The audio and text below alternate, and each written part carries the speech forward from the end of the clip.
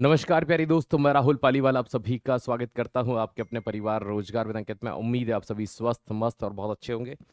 तो चलिए साथीगण, जल्दी से जुड़ जाइए आज की क्लास में और हम इस क्लास को शुरू करते हैं बिना किसी देरी के साथ में। क्या बात है, हमने कल परमाणु के बारे में बहुत कुछ पढ़ा था, सुना था, जाना था। आज उसी से आगे चर्चाएं करेंगे कि भाई मोनो एटॉमिक क्या होते हैं, डाई एटॉमिक क्या होते हैं, ये भी मैंने आपको कल पढ़ाए थे। और उसके बाद में हम आज बात कर लेते हैं समस्थानिक के बारे में, आइसोटॉप्स के बारे में, आइसोबार्स के बारे में कि ये क्या होते हैं, किस तरह से होते हैं, क्या चीज़ें होती हैं। लेकिन उसके पहले भी कुछ चीज़ें हमें पढ़नी है। जैसे कि अगर हम बात करें तो एक एलिमेंट है हमारे पास जिसका नाम है सोडियम। इसका एटॉमिक नंबर है 11 और एटॉमिक मास है 23। ठीक है।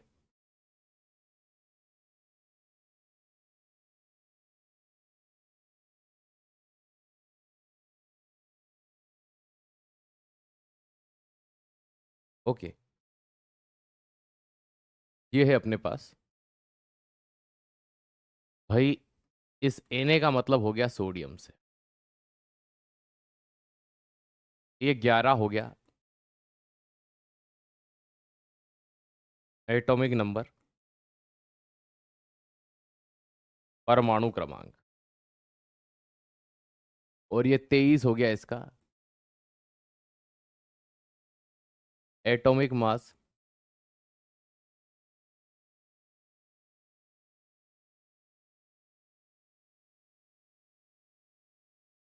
परमाणु द्रव्यमान। ठीक है, चलिए।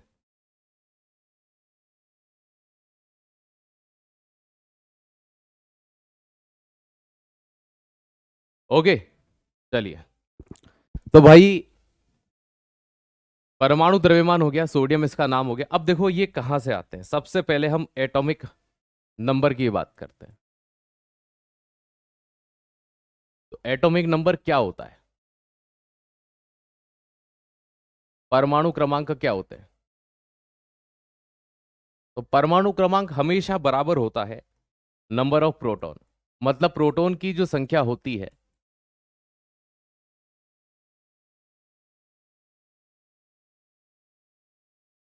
तो प्रोटॉन की संख्या को ही परमाणु क्रमांक कहा जाता है। ठीक है। और ये बात जिस वैज्ञानिक ने हमें बताई उनका नाम था हेनरी मोसले। तो हेनरी मोसले ने 1911 में हमें बताया था कि जितने भी प्रोटॉन पाए जाएं वही उसका परमाणु क्रमांक होता है। हाँ, कल आपकी क्लास नहीं होगी। चलिए, तो परमाणु क्रमांक हेनरी मोसले ने 1911 में ये हमें बता दिया था। तो चलो ठीक है, कोई बात नहीं भैया।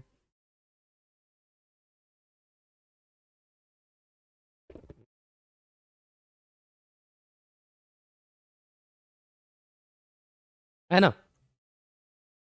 अब जैसे सोडियम का एटॉमिक नंबर 11 है, तो सोडियम के अंदर प्रोटॉन की संख्या कितनी हो गई? 11 प्रोटॉन हो गए। प्रोटॉन कितने हो गए? 11। क्योंकि भैया इसका एटॉमिक नंबर जितना होगा वही उसके प्रोटॉन की संख्या होगी। ठीक है। ऐसा क्यों किया?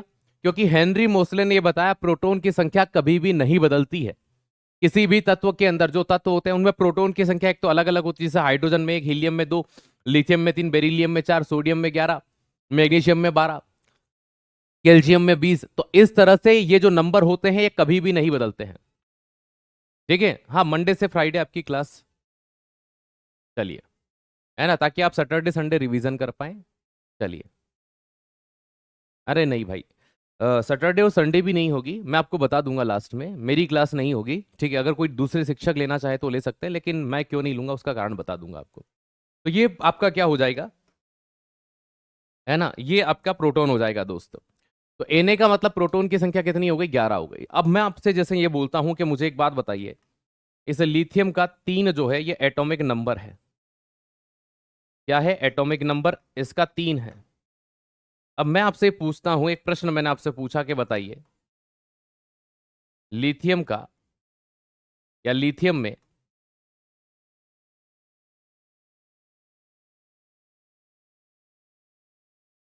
प्रोटॉन की संख्या क्या होगी? तो लिथियम के अंदर उपस्थित प्रोटॉन की जो संख्या है वो क्या होगी? तो आप कहोगे कि सर इसका एटॉमिक नंबर 3 है।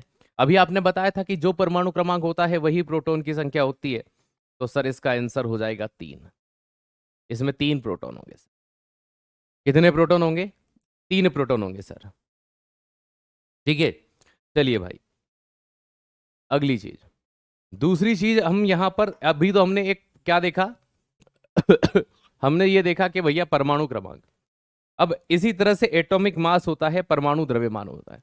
अब परमाणु द्रव्यमान दो चीजों से मिलकर बना होता है। क्या सर, किन दो चीजों से? Number of proton plus number of neutron.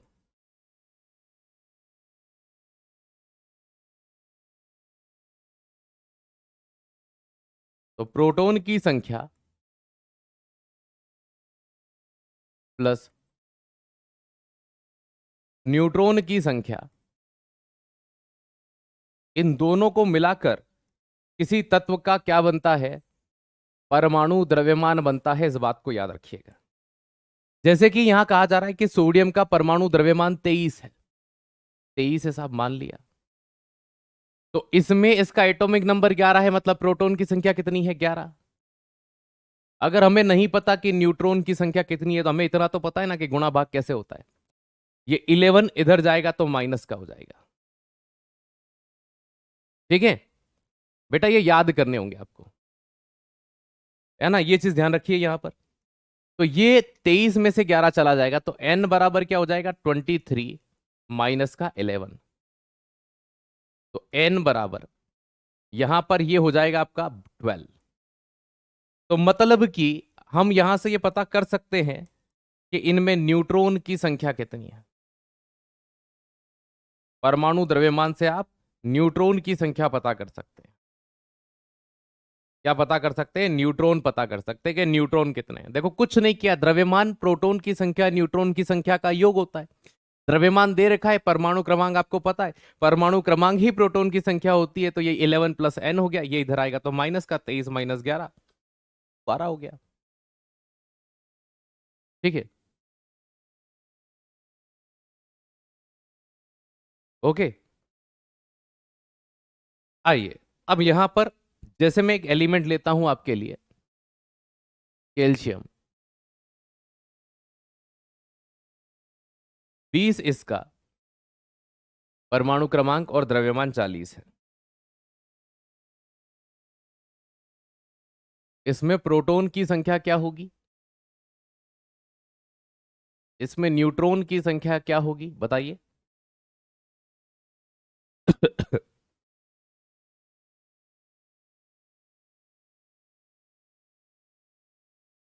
समझ नहीं आया? अच्छा, बड़ा कठिन था वैसे ये। ठीक है, सबसे टफ पार्ट था ये, है ना। नहीं आया होगा, ऑब्वियसली बात है। देखो, एक राम नाम का लड़का है। किसका लड़का है? राम नाम का लड़का है। इस राम का वजन 40 किलो है। कितना वजन है? 40 किलो। राम के साथ राम का दोस्त बैठता है मोहन। तो इन दोनों का वजन 40 प्लस 40 है। क्या है? 40। तो 40 और 40 कितना हो जाता है? 80। तो यहां पर हम जैसे RM लिख लिया, यहां पर 40 लिख लिया, यहां पर 80 लिख लिया। तो ये 40 किसका वजन है? कि सर राम का। इस 80 में से इस 40 को माइनस कर दूंगा क्योंकि राम और मोहन का वजन है। तो यहां पर किसका वजन निकल आएगा? कि सर मोहन का निकल आएगा। बस जैसे ये चीज करी थी वैसे यहां भी करी थी। अरे भाई मेरे, कल की क्लास अगर आपने ली हो तो मैंने इलेक्ट्रॉन प्रोटॉन और न्यूट्रॉन आपको कल पढ़ाए थे। इलेक्ट्रॉन प्रोटॉन न्यूट्रॉन की अगर हम बात करते हैं, हाँ आपके जवाब आ गए हैं सर, आगे बढ़िए। ठीक है, जिनका नहीं हुआ उनको तो समझा दूं एक बार और। ठीक है, ये चीज ध्यान रखो। जैसे कैल्शियम जो होता है, कोई भी तत्व है, जैसे कि मान लीजिए सबसे छोटा तत्व हीलियम। आपके पास पीरियोडिक टेबल होगा, यहां पर 2 और यहां पर 4 उस पीरियोडिक टेबल के डब्बे में लिखा होता है। क्यों लिखा होता है? क्योंकि इस तत्व का नाम है हीलियम। और इस हीलियम तत्व के अंदर जो प्रोटॉन पाए जाते हैं, अब कहोगे सर प्रोटॉन क्या होते हैं, है ना, क्योंकि भूल गए होंगे, बहुत दिन हो गए, 24 घंटे हो गए पूरा पढ़े को, तो दिक्कत होती है। अब यहां पर क्या होता है कि भाई ये इस तरह से एक गोला है आपका, और इसके अंदर एक और गोला है ये। तो ये दो गोले आपको यहां पर दिखाई दे रहे हैं, है ना। अब भाई ये जो है ये आपका एटम है, परमाणु है। और कल हम बताए थे कि परमाणु के अंदर दो चीजें होती हैं, एक प्रोटॉन पाए जाते हैं प्लस एक न्यूट्रॉन पाए जाते हैं। तो एक प्रोटॉन हो गए, एक न्यूट्रॉन हो गए, और बाहर की तरफ इलेक्ट्रॉन चक्कर लगाते हैं।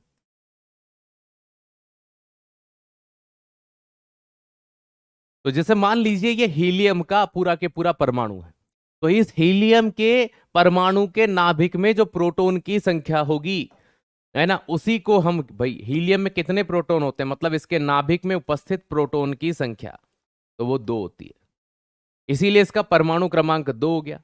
अब इसमें न्यूट्रॉन की संख्या, क्योंकि परमाणु द्रव्यमान जो होता है वो दो चीजों से मिलकर बना होता है, प्रोटॉन की संख्या प्लस न्यूट्रॉन की संख्या। तो प्रोटॉन कितना है, दो, और न्यूट्रॉन की संख्या नहीं पता, लेकिन द्रव्यमान तो पता है ना कि चार होता है, तो चार में से दो गया तो कितना हो गया, न्यूट्रॉन उसका दो हो गया।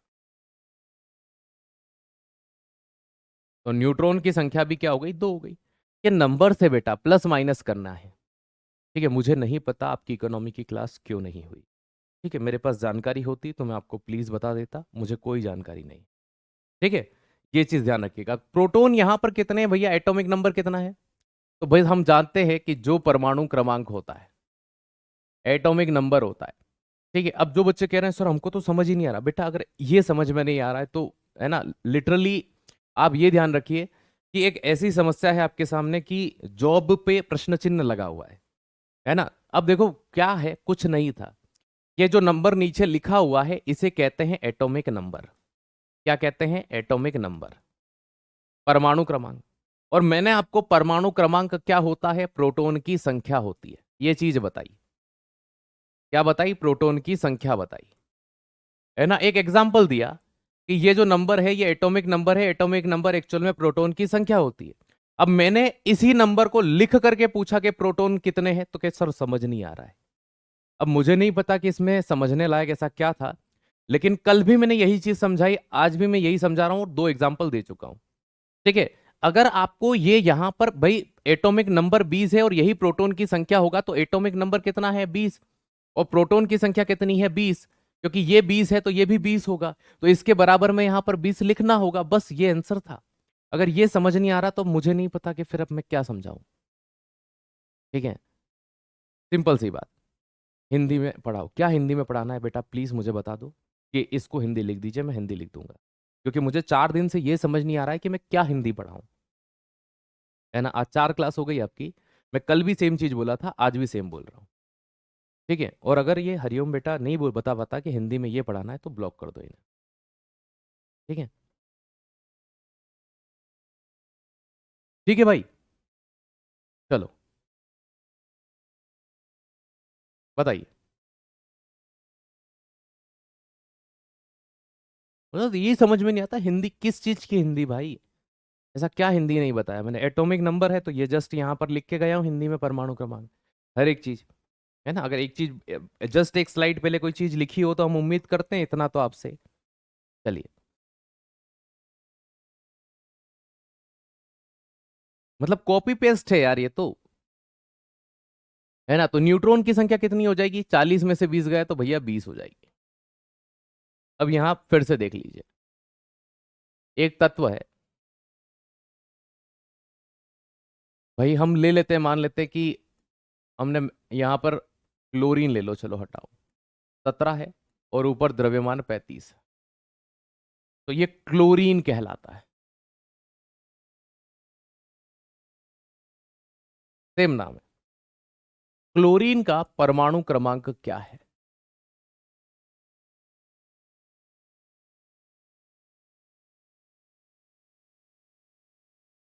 एटॉमिक नंबर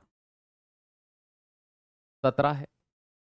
क्लोरीन का परमाणु द्रव्यमान क्या है, तो सबसे ऊपर लिखा हुआ ही है एटॉमिक मास।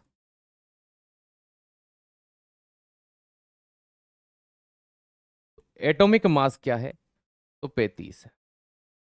अब अभी मैंने आपको दो चीजें पढ़ाई कि परमाणु क्रमांक जो होता है, किसी भी तत्व का परमाणु क्रमांक किसके बराबर होता है, एटॉमिक नंबर किसके बराबर होता है, तो दोस्त याद रखिएगा, है ना, याद रखिए, atomic number number of proton को ही कहा जाता है। तो जो प्रोटॉन की संख्या होती है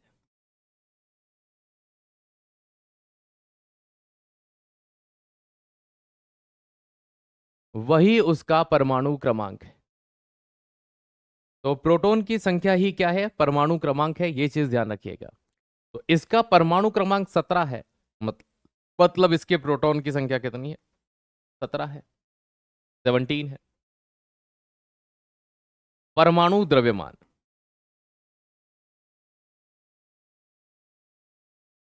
एटॉमिक मास बराबर नंबर ऑफ प्रोटॉन होता है plus number of neutron, neutron और प्रोटॉन की संख्या मिलकर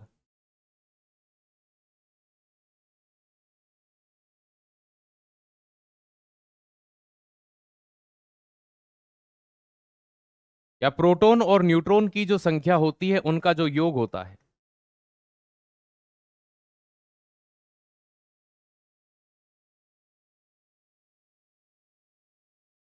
ठीक है, प्रोटॉन की संख्या प्लस न्यूट्रॉन की संख्या, ठीक है, इन्हीं को मिलाकर क्या कहा जाता है, परमाणु द्रव्यमान। इसका परमाणु द्रव्यमान 35 है। अब 35 में से डायरेक्ट 17 माइनस कर देते तो भी जवाब आ जाता, लेकिन मैं आपको करके दिखाता हूं, क्योंकि 17 इसका परमाणु क्रमांक है और परमाणु क्रमांक प्रोटॉन की संख्या होती है, तो प्रोटॉन की संख्या ये रही। न्यूट्रॉन की संख्या आपको नहीं पता तो आप n लिख दीजिए। अब जो इधर प्लस का होता है बराबर के इधर आके माइनस का हो जाएगा, तो 35 माइनस 17 बराबर n, तो यहां पर आ जाएगा 18। तो न्यूट्रॉन की संख्या कितनी हो गई इसमें, 18 हो गई। तो n का मतलब काई से था, न्यूट्रॉन से था, तो 18 न्यूट्रॉन है, क्या था इसमें। ठीक है, ओके। अब यहां देखो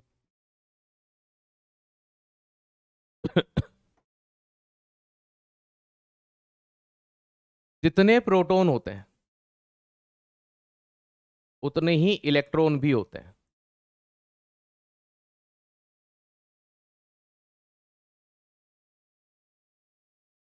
तो प्रोटॉन की संख्या जो होती है वही उस तत्व में इलेक्ट्रॉन की संख्या भी होगी। तो प्रोटॉन की संख्या के बराबर ही क्या होते हैं, इलेक्ट्रॉन की संख्या भी होती है। अब जैसे कि इस क्लोरीन की बात करते हैं, एटॉमिक नंबर 17, द्रव्यमान 35। अगर मैं पूछूं कि बताइए इसमें इलेक्ट्रॉन कितने होंगे, तो इलेक्ट्रॉन भी भैया 17 ही होंगे, क्योंकि इस प्रोटॉन की संख्या 17 है, प्रोटॉन की संख्या 17 है।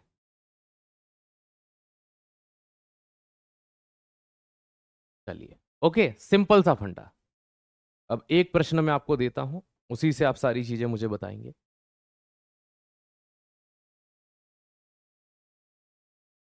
1H1 में प्रोटॉन, इलेक्ट्रॉन और न्यूट्रॉन क्या है, बताइए। 1H1 में प्रोटॉन, इलेक्ट्रॉन और न्यूट्रॉन की संख्या बतानी है आपको, लॉजिक लगाना है, बताइए।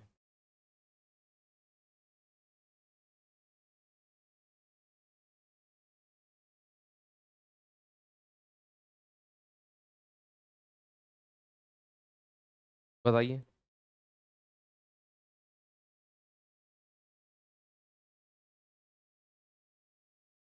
बहुत बढ़िया, शानदार, वेरी गुड। 1H1 हम जानते हैं कि ये इसका एटॉमिक नंबर है, और एटॉमिक नंबर बराबर होता है प्रोटॉन की संख्या। ठीक है, तो ये हम बहुत भली भांति जानते हैं।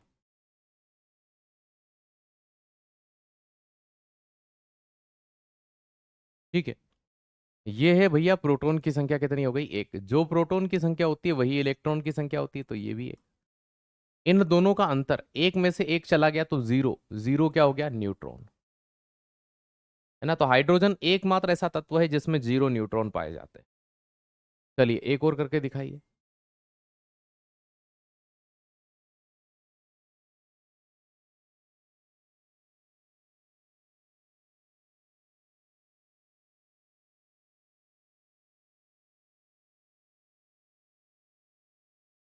ये यूरेनियम है।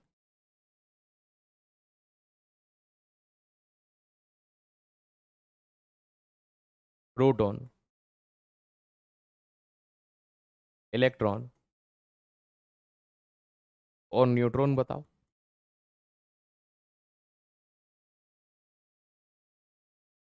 बताओ भाई कितने प्रोटॉन हैं, कितने न्यूट्रॉन हैं, और कितने इलेक्ट्रॉन हैं, बताइए।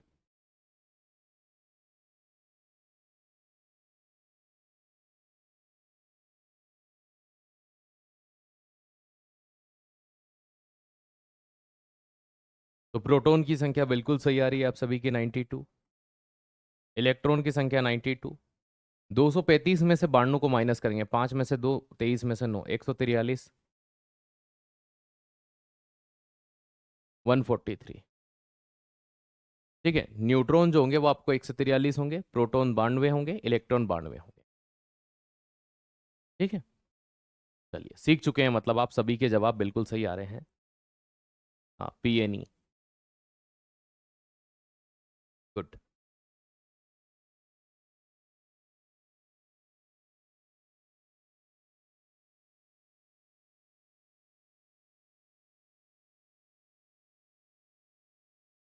एक तत्व में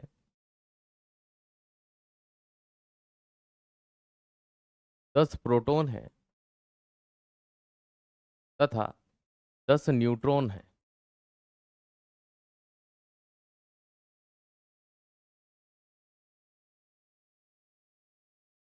उसका एटॉमिक नंबर, परमाणु क्रमांक एवं एटॉमिक मास क्या होगा।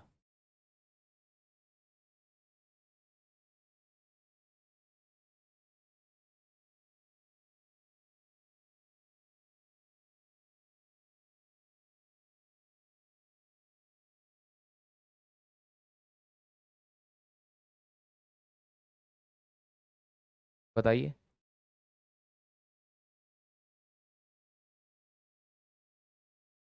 एक तत्व में 10 प्रोटॉन तथा 10 न्यूट्रॉन है, उसका एटॉमिक नंबर और एटॉमिक मास क्या होगा।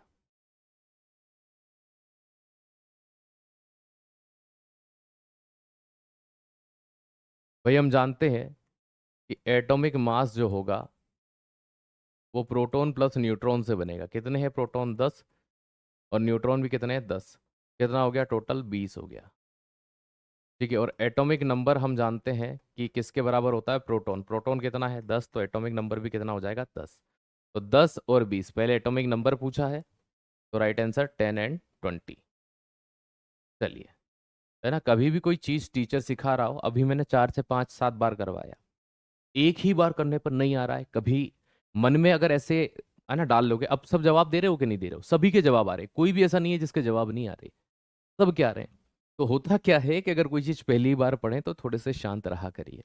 ठीक है, अब इन्हीं के बेसिस पर हम समस्थानिक पढ़ते हैं, आइसोटॉप्स पढ़ते हैं।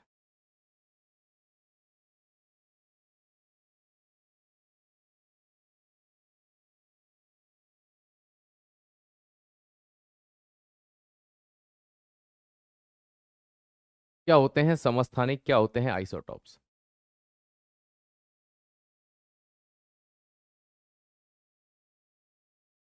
एक तत्व का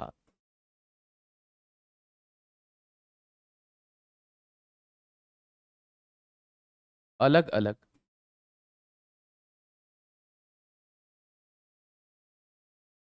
परमाणु द्रव्यमान में पाया जाना।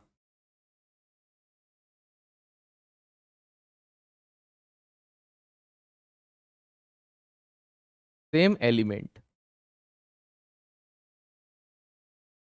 But different atomic mass. जब एक तत्व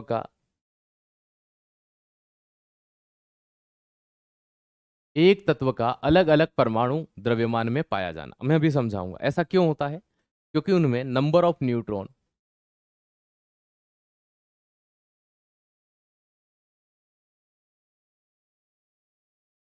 different number of neutron.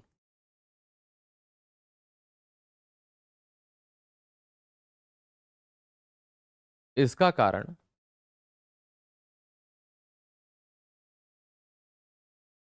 Neutron की संख्या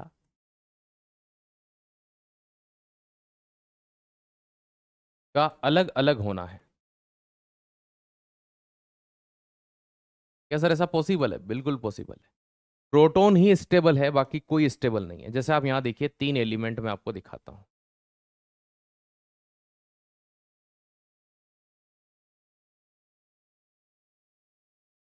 कार्बन, कार्बन, कार्बन।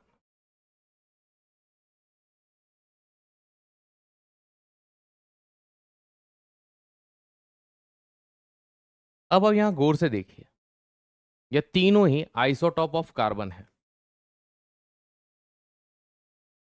तो कार्बन के 3 समस्थानिक हैं।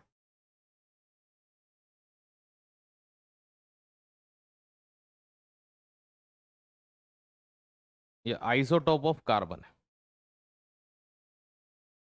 अब इन तीनों के अंदर एक ही चीज, भाई सीधी सी बात है, अगर गौर से देखोगे तो प्रोटॉन और एटॉमिक नंबर तो सेम ही होता है। तो यहां भी प्रोटॉन 6 है, यहां भी प्रोटॉन 6 है, यहां भी प्रोटॉन 6 है। इलेक्ट्रॉन भी 6 है, इलेक्ट्रॉन भी 6 है, और इलेक्ट्रॉन भी 6 है। लेकिन जब हम इस द्रव्यमान में से, है ना, इस परमाणु क्रमांक को माइनस करते हैं, मतलब प्रोटॉन की संख्या, तो यहाँ कितना आता है? 6। यहाँ 13 में से 6 जाता है तो 7, और 8 और 6 14 होता है, तो यहाँ 8। मतलब इन तीनों जगह पर यहाँ पर न्यूट्रॉन की संख्या कितनी है? 6। यहाँ पर न्यूट्रॉन की संख्या कितनी है? कि सर 7। और यहाँ पर न्यूट्रॉन की संख्या कितनी है? कि 8। इन तीनों केसेस में देखिए, सिर्फ जो अलग है वो नंबर ऑफ न्यूट्रॉन। तो न्यूट्रॉन की संख्या अलग होने के कारण इन तत्वों का अलग अलग द्रव्यमान था। देखो, इसका 12 द्रव्यमान, इसका 13 द्रव्यमान, उसका 14। तो जब एक तत्व अलग अलग द्रव्यमान में पाया जाता है ना, ये इलेक्ट्रॉन स्टेबल नहीं है बेटा, इलेक्ट्रॉन दान दिए जाते हैं। अगर मान लीजिए मैं ऐसे लिख देता हूं एलिमेंट, एक बच्चा कह रहा है आप गलत पढ़ा रहे हैं, इलेक्ट्रॉन स्टेबल होता है, नहीं होता है। अगर Na लिखा है तो इसमें 11 इलेक्ट्रॉन है। ठीक है, कितने इलेक्ट्रॉन है? 11 इलेक्ट्रॉन है।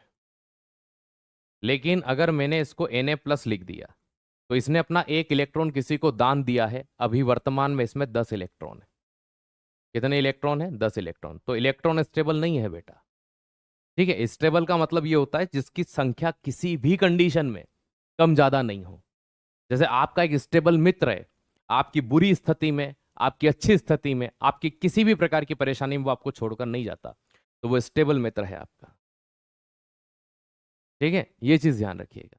तो कम ज्यादा इलेक्ट्रॉन डोनेट करते हैं, फिर क्यों पढ़ते हैं हम इलेक्ट्रॉन लिए, इलेक्ट्रॉन दिए, है ना, ये चीज ध्यान रखिएगा। इसी तरह से समस्थानिक में एक 3 नाम और आते हैं, 1, 2 और 3। कौन कौन आता है भैया? 1H1, 1H2, 1H3। ये आइसोटॉप ऑफ हाइड्रोजन है।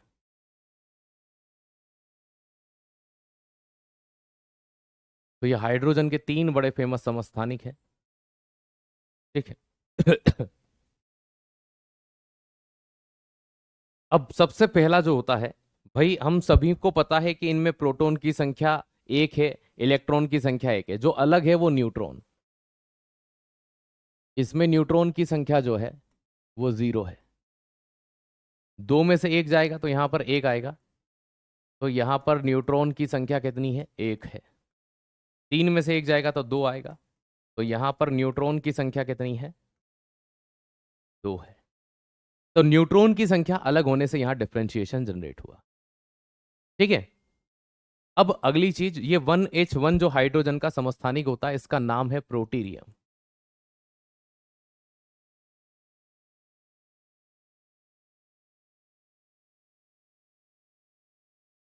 ठीक है। ये 1H2 जो है, इसका नाम है ड्यूटीरियम।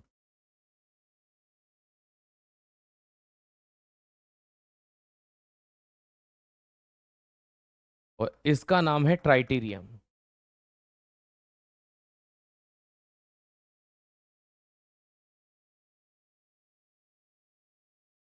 ये हाइड्रोजन का तीसरा समस्थानिक है ना। इसमें न्यूट्रॉन की संख्या 0 होती है। प्रोटीरियम जो है, यह सबसे सरल हाइड्रोजन है।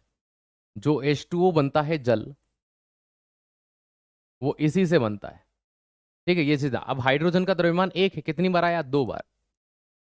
1H1। और ऑक्सीजन का द्रव्यमान होता है 16। अब हाइड्रोजन कितनी बार आया? 2 बार। एक का द्रव्यमान एक है, तो कितना हो गया यहाँ? 2। ऑक्सीजन एक बार आया, कितना है द्रव्यमान? 16। तो सामान्य पानी का जो द्रव्यमान होता है, जो मास होता है, ठीक है, वो कितना होता है? 18 होता है। अब ये जो ड्यूटीरियम है, ये हैवी हाइड्रोजन कहलाता है।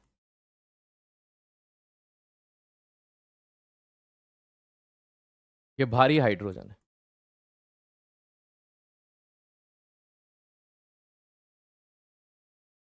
ये सर, इससे हैवी तो नीचे वाला हो सकता है।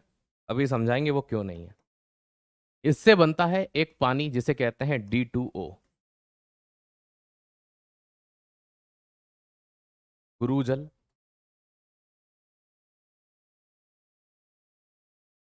हेवी वाटर,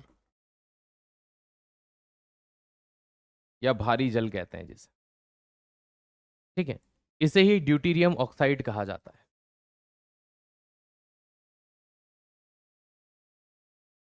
अब इसे भारी क्यों कहते हैं? क्योंकि इसमें D2 2 बार आया। D2 मतलब एक का वजन 2 बार है, तो दो का कितना हो गया कि सर? 2 × 2। और एक बार ऑक्सीजन आया, तो ऑक्सीजन का वजन कितना है कि सर? 16। तो इसका वजन 16 और 4 कितना हो जाएगा? 20। तो इसका जो मास होता है ना, द्रव्यमान,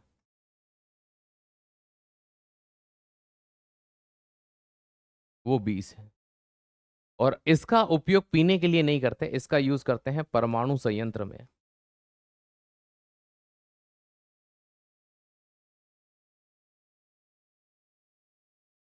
जो एटॉमिक रिएक्टर होते हैं, उसकी कूलिंग में या उसके मंदन में। तो परमाणु संयंत्र में पानी कौन सा यूज किया जाता है? भारी जल या गुरु जल का, है ना। भारी जल का यूज करते हैं। चलिए, केमिस्ट्री भी आता है सर पेपर में। बेटा, ये हम क्यों पढ़ा रहे हैं? नहीं तो, है ना, आपका समय बर्बाद करने के लिए तो नहीं पढ़ा रहे हैं, आता है इसीलिए पढ़ा रहे हैं। ठीक है। चलिए, आइएगा। अगला आता है ट्राइटीरियम। यह हाइड्रोजन का रेडियो एक्टिव समस्थानिक है।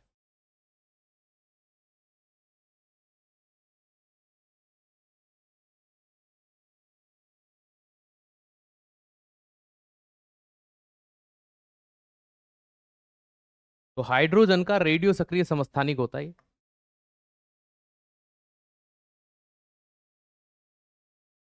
अब आपके माइंड में आ रहा होगा, सर रेडियो सक्रिय क्या होता है? वे एलिमेंट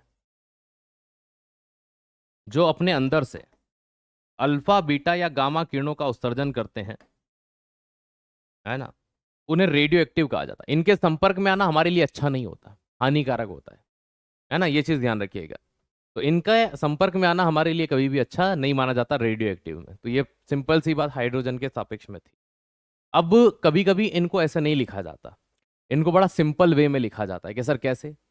कभी भी इन तत्वों को अगर आप इस तरह से देखें, जैसे फॉर द एग्जाम्पल यहां पर C14, है ना, मतलब इनके नाम हाइड्रोजन के अलावा किसी आइसोटॉप्स के नाम है नहीं। C14, तो मैं कह सकता हूं कि ये किसका? कार्बन का समस्थानिक है। अभी हमने पढ़ा भी था। तो ये कार्बन का समस्थानिक है।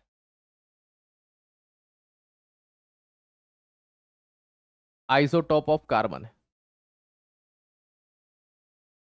अब एक चीज ये जो 14 है ये क्या है? तो ये 14 जो आपको दिखाई दे रहा है ये इसका द्रव्यमान है, जिससे इसकी पहचान होती है कि ये कार्बन का कौन से नंबर का आइसोटोप है। भाई 12 है, 13 है, 14 है, तो ये इसका द्रव्यमान होता है, मास होता है। ये जो C14 होता है इसका सबसे ज्यादा उपयोग कहाँ देखने को मिलता है? तो C14 जो कार्बन का समस्थानिक है ना, इसका उपयोग कहां पर देखने को मिलता है? तो भैया याद रखिएगा, इसका उपयोग मुख्य रूप से आपका जो होता है वो है ना भाई जीवाश्म की उम्र निकालने में।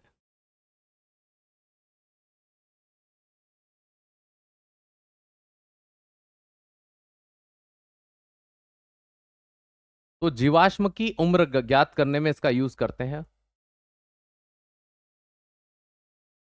Found age of fossil. तो फॉसिल की एज निकालने के लिए इसका यूज किया जाता है। इसी तरह से आयोडीन 131 होता है, ये आइसोटोप ऑफ आयोडीन, आयोडीन का समस्थानिक है।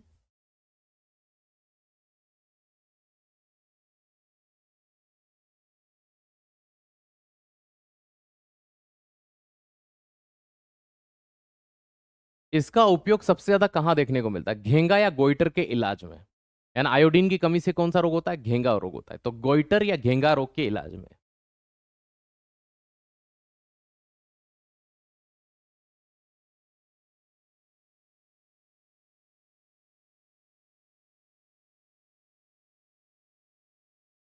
तो घेंगा या गोइटर के इलाज में, ठीक है ना। जो भी आपके डाउट हैं आप टेलीग्राम ग्रुप में रात 8 से 10 तक 1 घंटे में एक मैसेज कर सकते हैं, ठीक है। क्योंकि वही चीजें हैं, हिंदी लिखिए सर, मैं पूछता हूँ किसकी हिंदी तो आप बताते नहीं, मतलब क्लास ही डिस्टर्ब कर रहे हैं। तो आपके जो डाउट है जेन्युइन वो आप टेलीग्राम ग्रुप में लिखिए, क्योंकि पढ़ने वाला बच्चा इससे परेशानी में है। क्योंकि आप है ना अगर इस चीज में कंटिन्यूअसली ये चीज लिख रहे हैं, मतलब सीधी सी बात है आपको सिलेक्शन चाहिए नहीं। और दूसरी बात है कि मुख्य रूप से आप क्लास डिस्टर्ब करना चाहते हैं। क्योंकि अगर आपको ये पता है कि हिंदी लिखिए तो किसका हिंदी लिखना है, ये तो आपको पता कम से कम होता है ना, कि सर इसका हिंदी लिखिए, है ना। तो एक्चुअल में जैसे ये होता है कि मुझे ये नहीं खाना है, तो क्या नहीं खाना है तो वो आपको पता होता है, ठीक है। तो भाई सेम चीज है, जब आप ये बता ही नहीं पा रहे तो मैं सबके जवाब तो पॉसिबल भी नहीं है भाई देना, ठीक है। तो आप टेलीग्राम ग्रुप में बिल्कुल पूछिएगा, हम वहां पर आपको बिल्कुल जवाब देंगे, ठीक है। चलिए,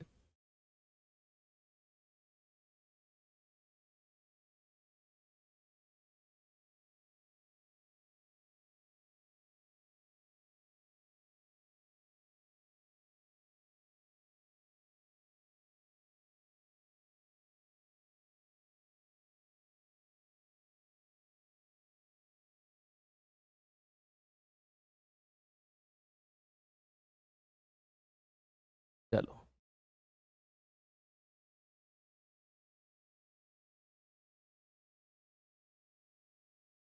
है ना, नंबर थर्ड।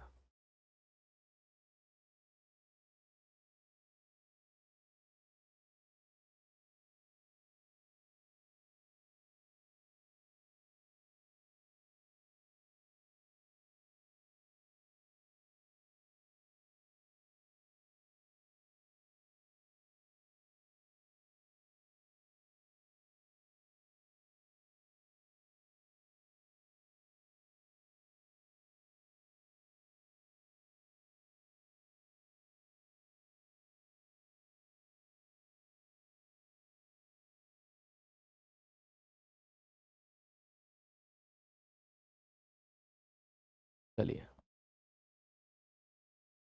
ठीक है, कोबाल्ट 60।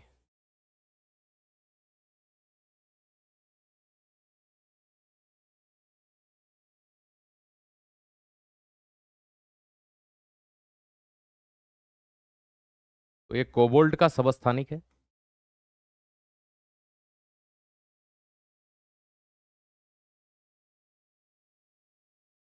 तो आइसोटोप ऑफ कोबाल्ट, ठीक है, ये कोबाल्ट का समस्थानिक होता है प्यारी। और इसकी बात की जाए तो कैंसर के ट्रीटमेंट में यूज लाया जाता है।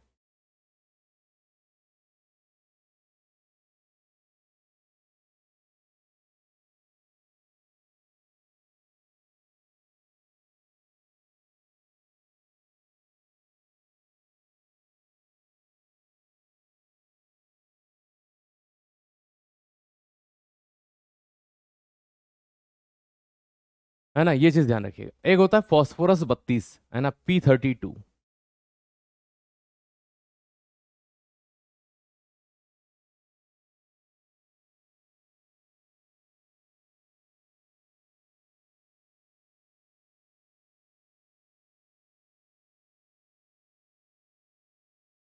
फॉस्फोरस का समस्थानिक।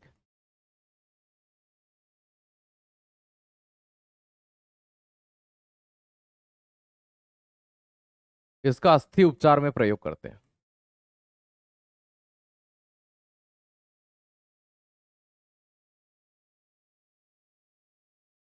Use in Bon treatment.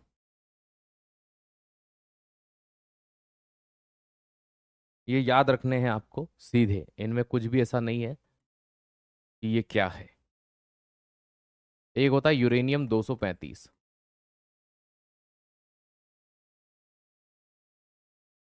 तो आइसोटॉप ऑफ यूरेनियम, ये यूरेनियम का समस्थानिक है। किसका समस्थानिक है? यूरेनियम का समस्थानिक है। और इसका उपयोग कहाँ करते हैं तो याद रखिएगा,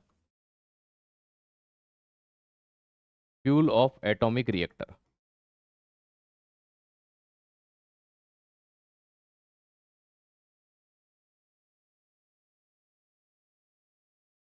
तो परमाणु संयंत्र का ईंधन है ये।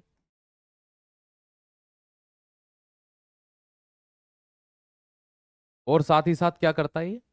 तो दोस्त याद रखिएगा, परमाणु संयंत्र का ईंधन है, आइसोटॉप ऑफ यूरेनियम है, और इसके अलावा इसका यूज होता है, यूज इन एटम बॉम्ब।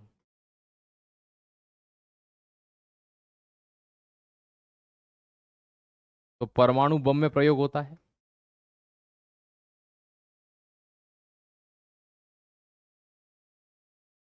और कहां पर यूज होता है इसका? तो found age of rock planet, ग्रहों या चट्टानों की उम्र पता लगाने में।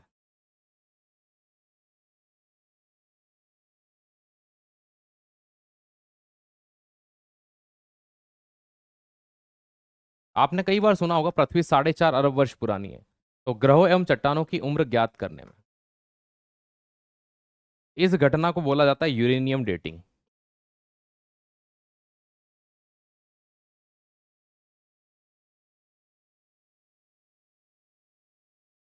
क्या बोलते हैं? Uranium dating. ठीक है। और जिस तरह से जीवाश्म की उम्र ज्ञात कर रहे थे, तो इसे क्या बोलते हैं? Carbon dating. क्या बोलते हैं? Carbon dating. क्योंकि किसी भी जीव के निर्माण में कार्बन होता है, और जब वो फॉसिल में बदलता है तब भी उसमें कार्बन होता है। ठीक है। तो एक प्रोसेस होती है जिसको अपनाया जाता है, जिसके माध्यम से निकालते हैं। हमें याद रखना है कि कार्बन डेटिंग से जीवाश्म की उम्र निकालते हैं। कैसे निकालते हैं? हमें साइंटिस्ट नहीं बनना है। हमें सिंपल सी ये बात याद रखनी है कि कोई जीवाश्म, जैसे है ना, ये एक अंडा मिला है साहब, है ना, या किसी का कंकाल मिला, ये 200 साल पुराना है या 2 अरब साल पुराना है, तो उसमें कार्बन की जो मात्रा होती है वो कितनी पुरानी है, उसका अंदाज लगाया जाता है C14 से। अब चट्टान का कोई टुकड़ा मिला, पृथ्वी के बारे में जानकारी मिली, तो पृथ्वी के चट्टान का टुकड़े का जब एज निकाली गई तो वो यूरेनियम डेटिंग थी, तो वो 4.5 अरब वर्ष पुरानी निकली। अब ये कैसे करते हैं, तो इसकी पूरी प्रोसेस होती है, वो हमको नहीं सीखना है। हमको बस ये याद रखना है कि यूरेनियम डेटिंग से किसी ग्रह या चट्टान की उम्र निकाली जाती है ना। तो ये सिंपल सा इन्हें याद रखना है। अगर आप ये सीखने जाओगे ये कैसे काम करते हैं, तो हर एक की फील्ड अलग अलग है, मतलब हर एक साइंस की एक नई ब्रांच है। भाई यूरेनियम डेटिंग, भाई आप, है ना, अब भाई सीधी सी बात है, अगर आप चट्टानों की उम्र निकालोगे तो आपको, है ना, जियोलॉजिस्ट बनना पड़ेगा। है ना, जूलॉजिस्ट नहीं, जियो, जियो मतलब जो भूपर्वटी वगैरह का अध्ययन करता है ना। भाई अगर आप यहाँ कैंसर में जाओगे तो आपको कैंसर के डॉक्टर की तरह या रिसर्च वैज्ञानिक की तरह, तो हमें यहाँ सिर्फ याद करना है, कैसे काम करते हैं वो नहीं सीखना है। ठीक है। बस ये हमें पता होना चाहिए कि ये काम कैसे करते हैं, है ना, कैसे भाई। बस इतनी सी चीज। इसके बाद आते हैं आइसोबार। आइसोटॉप हमने पढ़ लिए। देखो आइसोटॉप की एक चीज होती है, आइसोटॉप में एलिमेंट वही होता है, तो इसीलिए सिर्फ और सिर्फ द्रव्यमान अलग होंगे, बाकी सब चीजें सेम होंगी, केमिकल प्रॉपर्टी सेम होती है, सारी चीजें सेम होगी, कोई दिक्कत नहीं होगी। अब हम बात करते हैं समभारिक की, नंबर 2, क्योंकि नंबर 1 पर हमने समस्थानिक पढ़ा है, आइसोटॉप पढ़ा है, और उसी को पढ़ रहे थे। बड़ा वही है, बाकी में दिक्कत नहीं आती है।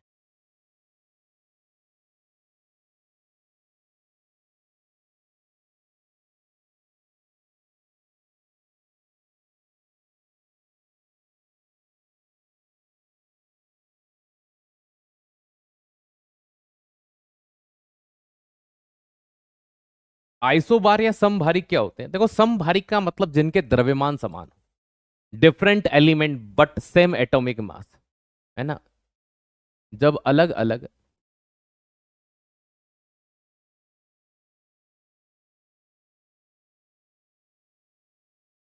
तत्वों का एक समान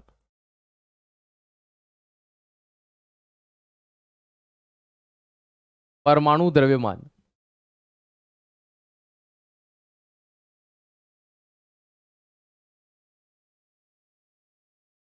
में पाया जाना,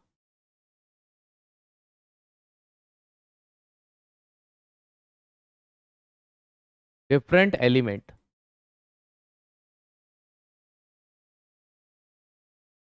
बट सेम एटॉमिक मास, बस यही समानता है, और कुछ भी समानता नहीं, कुछ भी समानता और देखने को नहीं मिलेगी सिवाय इसके।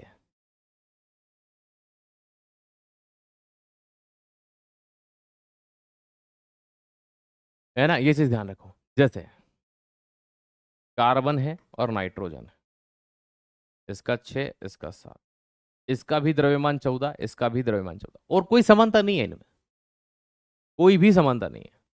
सिर्फ भैया ये द्रव्यमान जो है वो समान है।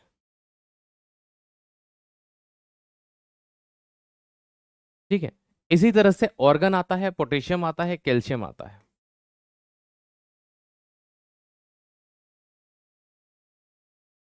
18, 19 और 20। जब इनके द्रव्यमान की बात करते हैं तो इसका भी द्रव्यमान 40, इसका भी 40 और इसका भी 40। अगर आप यहां गौर से देखें तो सेम एटॉमिक मास है, बाकी इनमें कोई समानता नहीं है, एक समान परमाणु द्रव्यमान है। ठीक है।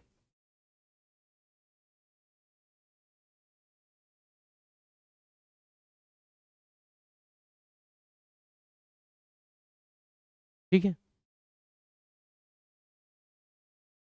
सही है। 2, 10 परमाणु क्रमांक होगा, उसका 20 द्रव्यमान होगा। है ना, यहां पर भी सेम चीज है।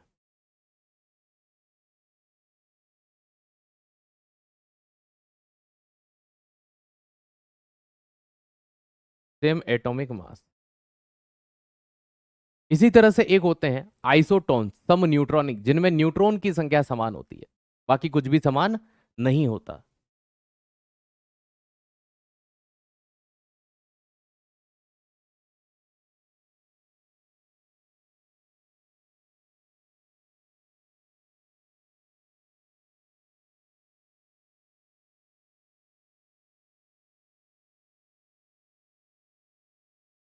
आइसोटोन्स।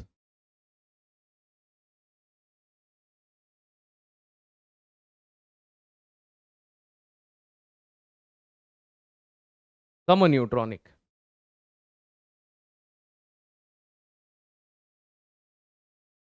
सम न्यूट्रॉन की बात करें तो है ना, न्यूट्रॉन की संख्या का समान होना, similar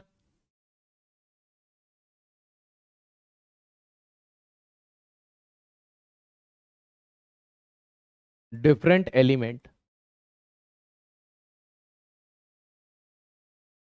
but same atomic mass, sorry, different element but same number of neutron.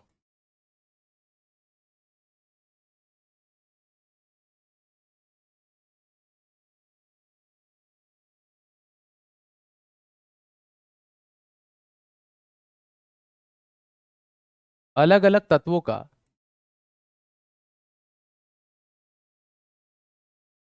एक समान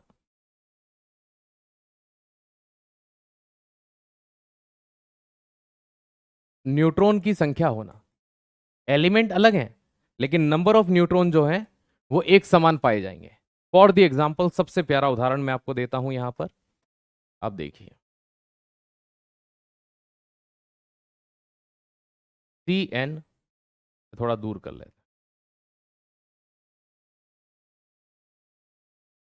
कार्बन 6, 7 और 8।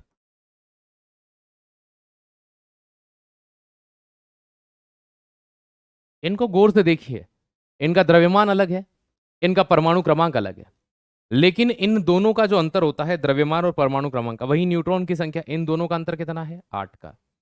इन दोनों का अंतर कितना है? 8 का। इन दोनों का अंतर कितना है? 8 का। अब ये जो 8 8 आपको दिखाई दे रहा है, ये 8, ये 8 और ये 8, ये है न्यूट्रॉन। तो जब न्यूट्रॉन की संख्या एक समान होती है तो उन्हें क्या कहा जाता है? सम न्यूट्रॉनिक कहा जाता है, आइसोटोन्स कहा जाता है। ठीक है, तो ये चीज आप यहां पर ध्यान रखिएगा। आज की क्लास हमारी यहीं पर कंप्लीट होती है। इसके आगे हम पढ़ेंगे मिक्सचर, सॉल्यूशन एंड कंपाउंड। हाँ, मैं आपसे कह रहा था कल शनिवार है और रविवार है, तो आपकी कल और परसों क्लास नहीं होगी। मैं आपकी क्लास 1 और 2 तारीख को भी नहीं ले पाऊंगा। कि सर क्यों नहीं ले पाएंगे? सैटरडे संडे तो आपका ऑफ होता ही है। मेरे घर पर शादी है ताऊ जी की लड़की की, ठीक है, तो मुझे वहां रहना होगा। ठीक है, तो एक्चुअल में अगर मैं प्रॉपरली यहीं पर होता उज्जैन में जहां से आपकी क्लास ले रहा हूं तो मैं आ जाता 1 घंटे के लिए, कोई बड़ी बात नहीं थी। लेकिन मैं यहाँ से आउट ऑफ रहूंगा कम से कम 100-110 किलोमीटर, तो वो पॉसिबल नहीं है कि एक क्लास के लिए मैं वापस यहाँ आऊँगा और वहाँ जाऊँगा। तो हम 3 तारीख से यथावत क्लास कर रहे होंगे, है ना। मैंने आपको कारण बताया है। और जब भी आपकी क्लास नहीं होगी मेरे द्वारा कभी, है ना, तो शायद बहुत रेयर केस में मेरी छुट्टी होती है ना, लेकिन अगर कभी होगी तो मैं आपको पहले ही सूचना दूंगा। आपको किसी अन्य शिक्षक साथी से पूछने की जरूरत नहीं पड़ेगी कि सर केमिस्ट्री की क्लास क्यों नहीं हुई, क्या कारण थे। ठीक है, तो बस सिंपल सी बात है। Thank you so much.